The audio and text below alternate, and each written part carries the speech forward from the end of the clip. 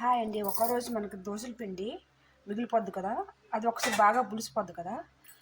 ఆ పులిసిపోయిన దాంట్లో ఒక్కోసారి మనం తినాలంటే, దోశలు తినాలంటే ఏదోలా ఉంటుంది. దానికి ఏమంటే కొంచెం ఇందులో కొంచెం సాల్ట్ వేసుకొని, దీనిలో ఉల్లి పచ్చిమిర్చి వేసుకోవాలి,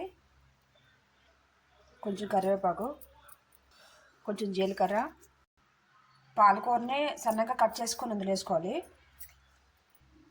రుచి సరిపోయినంత సాల్ట్.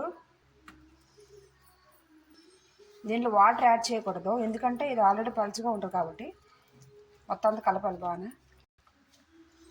ఒక కళాయి పెట్టుకొని ఆయిల్ హీట్ అయిన తర్వాత వీటిని చిన్న చిన్న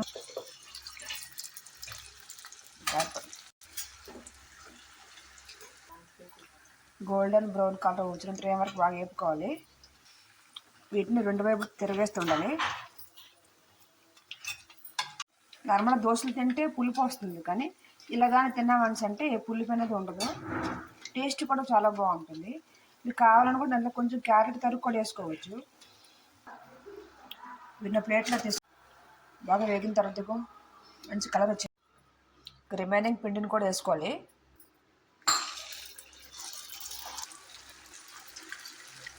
మీకు కొంచెం పలచగా అన్నట్టు అనిపిస్తే ఇందులో కొంచెం వరిపిండి వేసుకోవచ్చు. వరిపిండి వేసుకుని ఒక 5 minutes నానబెట్టుకోవాలి.